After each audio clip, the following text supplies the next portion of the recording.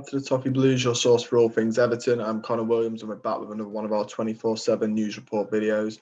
As always, we start with the headline news, and the headline news this evening is that Everton have been offered the chance to re-sign Ross Barkley from Chelsea. Aston Villa have also been offered the chance to sign the 28-year-old, and that comes via the Mirror Football. We did run a poll on the Toffee Blues Twitter account, like we do with most big headline newses. Would you sign Ross Barkley for Everton? 65.1% of you said no, including myself. 34.9% of you said yes. 1,958 votes have been done. It's still open for another 21 hours. So if you want to get involved in the voting and all the other ones, if you get in quick enough, I'll read them out in the videos. Follow the Toffee Blues on Twitter. The link is in the description down below, or it's at Everton Newsfeed on Twitter. Like I said, we do loads there, so it's all good. Yeah, people might be going, oh, lad, leg this and all this because it's Ross Barkley, and they'll be like, leg it about him leaving. Don't be so sentimental. He's better than what we've got, etc., etc. And some fans will quite rightly be like, no, treated the club badly. Don't want anything to do with him. His attitude stinks. Interestingly enough, it's nothing to do with the way he left. I mean, that does hold a bad taste in my mouth. But it's just the fact that I don't think he's kicked on to be the player his attitude thought he was going to be. I don't know if he is better than what we've got. I mean, we do need a 10, but he didn't shine for me at Villa. He wasn't that impressive. We're after Gibbs-White, who's a lot younger and hopefully has a bit more potential. I guess if we end up signing him, it shows how desperate we are as a club for in the finances.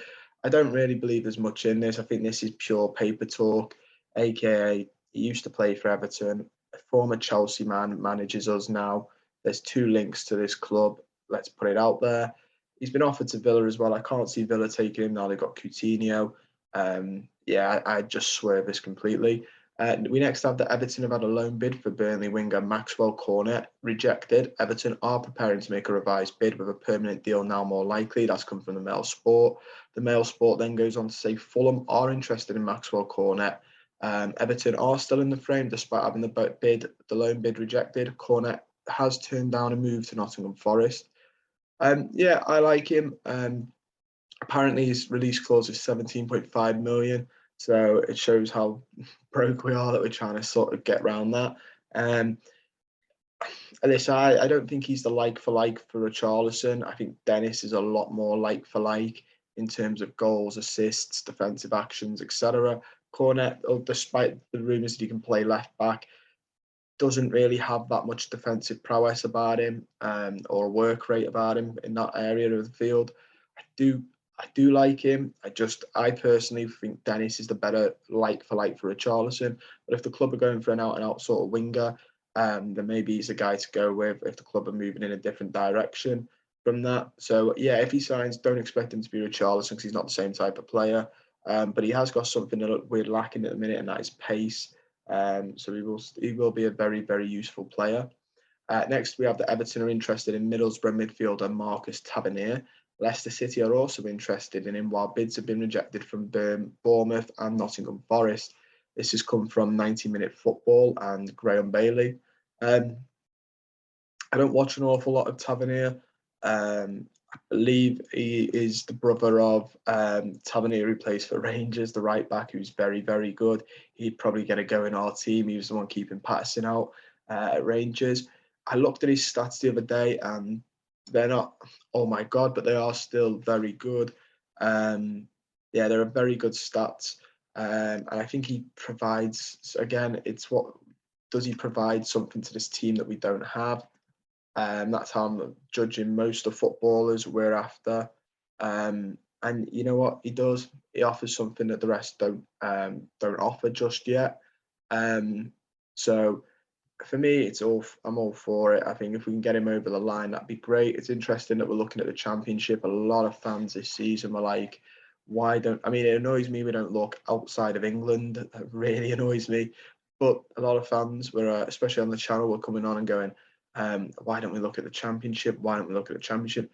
Looks like we are, and more specifically, we're looking at English talent. A lot of the players we've been linked with are young English talent. Whether that's because they take less to register in the homegrown, or Frank Lampard just wants an English team moving forward, we'll have to wait and see. But yeah, I think he offers more than what we've got at the minute. We also have that West Ham are close to signing Armando Broja. Talks are in progress with Chelsea. West Ham insist on a permanent deal after an offer officially submitted, but it's up to Chelsea. Broja has agreed personal terms with West Ham. All parties are getting close. That came by Fabrizio Romano. I'm not that fussed about this one. He's a good player, got a bit of potential, but for the money that was being rumoured, the 30 odd million, I don't think he was worth that. He's a good player, and I like him, but I'm not heartbroken that we're not getting him, especially for the price that's been rumoured. So, yeah, it's one of them. I'm not heartbroken on it. If he was really good, I'd be devastated. But yeah, we'll have to wait and see. He struggled a bit in his second bit of the season with Southampton. I saw some Southampton fans say that there were other issues at that. Whole Southampton squad suffered, to be fair. But yeah, I mean, I don't think we've got that type of money to be thrown around, in all honesty. Next, we have an update on Aster Vranckx. Everton are said to be competing with Nottingham Forest for the £7 million signing of Wolfsburg midfielder Aster Vranckx. The 19-year-old did not discuss his future when questioned. He said, "I don't care about these Premier League rumours. It's my agent that takes care of this." Very modern footballer-esque answer, that, isn't it? I'm not bothered. My agent will do that.